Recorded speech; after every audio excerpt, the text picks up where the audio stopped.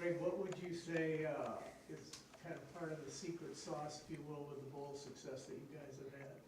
I think our guys, just their commitment to the process of, since the end of the season, they really worked very hard on taking every single day in stride, working on getting better. I think you start that beginning of bowl process, or bowl prep, I should say, where you're really working on developing the youth of the program.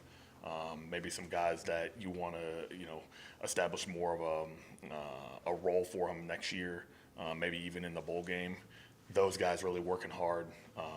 Position coaches really, challenging their groups to change their best every single day. I think that's one of the reasons why. I think the coaching staff does an outstanding job of, we work in bits and pieces. And I think it's a challenge that every staff goes through in America offensively is, you're working through recruiting. You're finishing up with signing day for the high school guys. Then you got the portal window. And then you try to spend, a few hours here and there to work on first and second down, third down, and then it just kind of all comes together. And I think that it's really shows the true dedication to winning, the process of winning with our players and our staff. I think that's the real thing, because you can just take a lot of time off and you can just kind of go through the motions and not work on getting better if you're a player, or not working on getting better if you're part of the coaching staff. And I think we do a really good job of, as a program. Coach Fleck holds us to that standard every day. Some teams don't seem to, in bowl games, have much focus or discipline, but you guys always have. Yeah, that comes from Coach Fleck. He demands that we have the discipline and structure every single day to change our best, and it shows throughout training camp, spring ball, bowl prep, whatever season of the year it is. It comes from the top. Great. PJ was just sitting here talking about Max wants to install a play, and he's lobbying with the tight ends. What are you seeing there, and what are the chances he gets? I'd probably answer that question by what play is he not trying to get installed. He's always thinking, he's always looking for a way to be able to get a first down, way to be able to get a touchdown. I love that about him. He does that every single week. It's sometimes it makes it to the other position groups, sometimes it doesn't. Usually it's just him and I having a conversation. We might make that decision between him and I, and then kind of go and see how it looks. This one's more, we'll see if it gets in, but he's working hard. Do you have a favorite play throughout the season with Max that you're going to look at that one in the future and say, this is what I'm hanging my hat on here? Is there something that stands out above them all? No, not really. I was having this conversation with the quarterbacks this morning. I've said it so many times that I have so much confidence in our offense, and it starts with the quarterback. If the play is screwed up from the beginning, he always has the solution to be able to get us out of that play, whether it's pre-snap or post-snap. His poise is unreal. It's just thing I keep trickling down to the other guys in the room. If the picture doesn't look right, what's your solution? His solution was excellent decisions all year. We had so many opportunities to take shots. He didn't look at it. He didn't see it the way that he wanted to. He would check it down to Darius, and it turned into a 20-yard gain, and that was the thing that kept us going. Every situation that is presented in a game, it's never too big for Max, and it allows us to stay on schedule. It allows us to get into third and manageable situations. It's really a unique skill set that he has, and it's probably his best part of his game. The UCLA winning touchdown, fifth option to Darius there, is that one way up there? Yeah, that one, he's had a number. I think the first touchdown against Rhode Island was a check down. It was actually a progression to the left side of the field. It was a check down. He had to go all the way back, checked it down to Darius. The one against UCLA, USC was the touchdown run. Like, it's not a check down, but he pulled it. It's those types of things where you don't really go over it throughout the week. It's just ingrained with them through their training. So you go all the way through the winter. You're going over those things in the means, hey, this is where you have to get to. You go through spring ball, then you're actually living it on the field. Then you go through the summer, and now he's doing it on his own. Then it's training camp, and then it's time to play. It's, hey, if the play screwed up, hey, find your check down. That's like, the thing we always say. And it's funny, like I think it was right after the Rhode Island one when he checked it down to Darius. He got on the phone, he said check downs equal touchdowns. So that was always his saying. How do you look at the transfer portal class? Looks like additions for your offense everywhere. How do you kind of look at that class? I think we do a really good job of evaluating what we need and using it as adding pieces to our offense and really our team because they could help us on special teams too. I really like the pieces that we added, whether it's on the offensive line or just throughout the skill, because you always want to be able to get as many good players in the room as you possibly can, and then figure out how those pieces fit into the puzzle. That's the encouraging thing I think about it is when we get back in January with our guys, and that team is then sitting in the same room together. We'll be able to see, okay, what is their skill set during winter conditioning? How does it all fit? Then you get to spring ball, and again, it's the same thing. You just start the process over again. Every offense is going to be different every single year. If you want to keep the same offense every single year, it's probably not going to be very successful because every single offseason you have to look at, okay, how does this person do it? Darius Taylor is going to get better from right now to the time we start spring ball. Same thing with Lemecki Brockington, like those guys, and then you see how is he doing it this way. He's doing it better than, I look at Lemecki, I'll use him as an example. End of the season to right now, he's significantly improved just by these actual bowl practices and continuing to change his best. You're going to look at that throughout the whole offseason and then figure it out by the time training camp starts, and then game one, what do you want that product to look like? Got time for two more for Coach? Greg, some of your best offensive games were down the stretch against tougher teams. Is that a combination of you working with Max, finding out how to use the players, and also helping him putting them into situations where they'll succeed? No, I think it's just, I don't know, because I look at every single week when we go out there, I'd be so excited to see how our guys could execute that particular game plan. And go into the last game against Wisconsin, and that game plan was significantly different than Penn State. Penn State I was so excited about because there were so many moving parts to it. I don't know if it was necessarily – I think it was just comfortability with the quarterback. Like, as every game went on, we just got more comfortable with each other.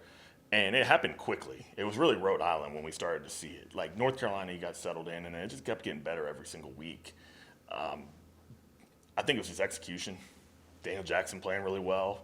Elijah Spencer playing really well. The offensive line, when they needed to come together, they did. Like, it was that Wisconsin game was kind of the, it was a culmination to a season where we had some ups and downs, but you really look at the whole thing. Like, if you don't turn the ball over in a few games, it could have been dramatically different. And we know that as an offense, and we have to be able to change that.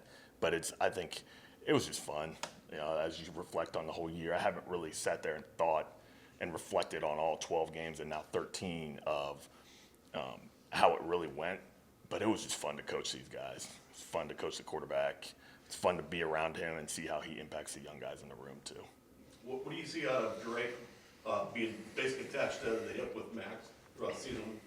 How's that showing up in his practice and his play? It's kind of like as a young coach, when you get around a really good one, it's you try to soak up as much information as you can. And when, like myself, for example, when I get put in the position I'm in now, how am I going to be able to develop the offense? What's the offense going to look like? It's the same thing with Drake. You can either waste a year or you can utilize it. We'll see what he did.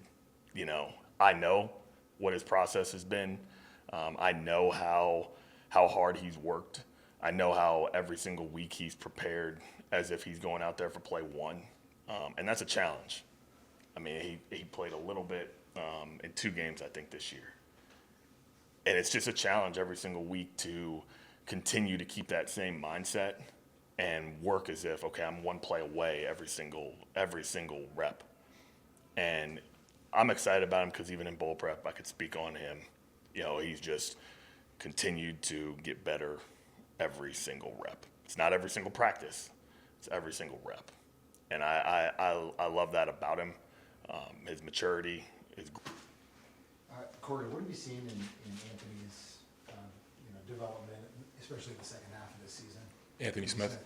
I think just everything, his technique, his pad level, his fundamentals, his confidence, just really you take all the way back to spring football and, his confidence now in like how to execute the scheme and how to play fast and, just confidence in whether it's defending the run or transitioning the pass rush. I think it's kind of through the roof and, his game's continuing to develop and I'm really excited to see, especially this week, what he's going to do this week here against Virginia Tech.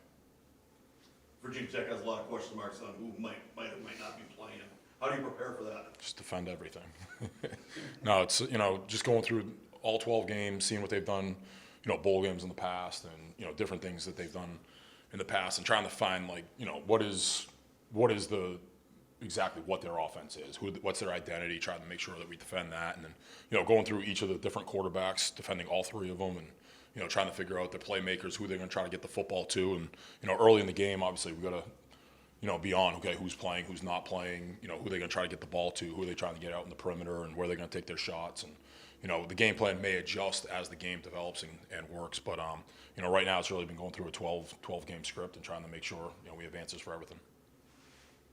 Corey, how do you look at the defensive additions through the portal that you guys have for your defense? I'm excited about it. I think, everything from the guys in the program right now to the high school class to some of the transfers that we've taken, I'm excited about what we have on defense. And I think, the guys practicing right now continue to get better every single day, with whether it's, getting bigger, getting faster, getting stronger, what our strength and conditioning program does for them, or the way that they've been practicing, getting some extra reps and, really developing with their fundamentals and their technique. And then, I think the guys that we're adding to the class, we're excited about, all the guys in different, positions and what they can do and, different versatility that they have. So we're excited about the future of the program here. You guys offered a couple linebackers but haven't added one yet. Is that still an area of focus for you guys? Yeah, I think we're, everything's always going to be about competition. Everything's always going to be about, putting the best team on the field. I'm very happy with the room we have. I think we have some very good players that have contributed a lot this year, some as starters, some as role players. We had almost a 3-man rotation almost all year. Other guys have played a lot on special teams and, third down packages or, heavy packages. We're always going to try to find a guy that's a good fit to continue to get competition within every room on defense. Corey, do you feel the prospect of revenue sharing is helping you guys with your success in the transfer portal? That's not a question for me. You have a new contract. How's that make you feel? I think we're happy to stay here. We've got a young daughter, and my wife, loves Minneapolis, and we're really excited about the future right now. Corey, you face another team with a multiple option quarterback, a lot of play action passes, RPOs, things like that. Is the strategy sort of to shut down the run, contain, and then make them beat you through the air? Yeah, we're always going to try to make sure, stop the run is number one every single week. Try to make a team one-dimensional, try to stay ahead of the sticks, try to force them into situations where they have to throw the football. Now this week, especially no matter which quarterback's really on the field, all three of them move the sticks with their feet. They can extend plays. That's one thing we have to do a great job is, if they do move the pocket or if it is a quarterback run element, we have to make sure we're disciplined. Everyone's doing their job. And we got to make sure in coverage, we got to stay on our guys or within our zones if the quarterback does extend the play. PJ talks about the bowl game. One of the great things that forever really has been that it gives you additional practices that you wouldn't have. Are there a few kids on the defensive side of the ball that maybe you've seen make some nice strides that maybe the public wouldn't be that aware of their names because they haven't been starters or that type of thing? Yeah, I think mentioned here in the last few weeks. I think really everyone, like just getting guys back into almost a preseason mode, early on, getting guys extra reps, letting them play football. Yesterday Mike Gerald made a couple plays in practice that were excellent. His game's really stepping up every single day. Mason Carrier, the opportunity to go out and just play, and he's seeing the box a lot better. Some of our young defensive linemen, like Hicks is the guy that stands out. He's coming off the ball faster. He's playing, more physical every single day, playing with more confidence. Same thing with Mo. Like those guys are all playing a little bit faster, and they're just starting to trust their technique. They're playing with better pad level. And then, what we've done all fall with a lot of these guys, they're stronger. They've grown into their bodies even more than what they were when it was preseason camp or the summer. And you can see a lot of guys developing their game. And whatever it is, we're going to continue to have competition and continue to find roles for all these guys as they continue to build their game. How do you balance over the course of a month of bowl practices, working on the core, getting young guys some reps versus maybe folding in some new wrinkles that you haven't gotten to implement yet? Yeah, so the first thing, obviously, everything's always going to be about us. We, self-scout, figure out what hurt us throughout the season, where we gave up big plays, things that we need to address, that we need to fix on our defense. That's the first thing we went and looked at. And then the way we treat everyone on defense, it doesn't matter. You've been a scout, you've been a role player, you've been a starter, you're an all-conference player. We treat every single guy the same. We're going to throw the calls, we're going to throw the checks, we're going to throw the different packages at them, and everyone's expected, when we put you in those situations, to understand what we're doing, understand what your techniques are and what your job is in the defense. And that's where, like, a lot of guys, you can see that, they've been in those situations, maybe they didn't get it right the first time, or early on they maybe had some mistakes, or you could tell they weren't playing fast enough to trust the techniques, and now you can really see guys getting the extra reps and having the fall where they can go back, they can study their own selves and cut ups, and especially without an opponent that first week, guys can go back, and our biggest emphasis was go back and watch your own film, watch your preseason clips, watch your indie reps, watch your group reps, or whatever it is that you got filmed. And it was about everyone, just make sure we study ourselves and what we need to do better. And then as we've gone through that, now it's transitioned into Virginia Tech. Okay, we've worked on ourselves. How do we clean up what we need to get better at on defense? And now it's, okay, what do we have to do to attack this Virginia Tech offense, depending, whichever quarterback's in the game, whichever wide receivers or running backs are on the field, who the offensive line is. We've tried to, as this period of time, it's, whatever it is, a month now, as it's gone through, we've developed ourselves. How do we work on us? Continue to develop our talent on our team, the skill on our team, and now it's going into Virginia Tech, having that plan ready to go, hopefully win a bowl game. Two more for Coach. You've seen Max Brosberg from the defensive side. What's your lasting memory going to be of him? I think he's a leader. The way he attacks it every single day, the way he goes about, that's one thing. Like, we talk to our guys all the time. It's like, you got to have a structure, you got to have a routine, you got to treat everything. You don't know when your next game is going to be, and the way he goes about his routine, the way he attacks the week. Right away when you get in the building, he's going to be in the building. He's going to be watching film. He's going to be doing something with flexibility. He's going to be doing something in the weight room. You can tell he takes care of his body. He's ahead of the game plan. He's always wants to know answers for everything that we're doing, and that's the way we want everyone to be. We want guys to get in, compete, and always try to make sure, we talk to our guys on defense. You want to make sure our job is to continue to recruit, continue to get better players. Your job is to make sure you never get caught. To make sure you are the best player in those situations. And he's a guy that constantly puts himself in those situations where he is, he competes, and he's the best player in that role every day when he walks in the building. Corey, when you look at Coy, obviously you got a lot of accolades throughout the season. From a defensive coordinator perspective, when you peel back the curtain, what are the things that you saw that stood out most to make him deserving of that as freshman year? I think he stepped up in critical situations in games. There was, whether it's the UCLA game, it's the USC game. And then from that, he just continued to get more confident. But, like, early on, he made a big play here, and then, it was on a package or it was in a certain situation. And then he became a full-time starter. But his confidence to go communicate, make checks, make calls, his confidence to go drop down to the box and make a tackle or cover someone in space. You can see him growing more and more in all those situations. And you can see, like, even in practice, like, as he works on, like, early on, we talked about, you gotta use your hands to defeat blocks. Everything was a flipper or a shoulder. Now he's working on that in practice. He's been getting better at that as the season's gone on. His pad level, his transition, his tempo, all those different things. You can see him working on it every single day, and that's the thing I love. Same thing, like kind of like what we talked about with Max. He's a guy that competes in everything he does, and he always wants to come in. Okay, what can I do better? How do I do it better? We'll always have clips, and I think our coaches do a really good job. Danny does an awesome job of getting that stuff, presenting it to him, so he has evidence of, okay, I need to study myself.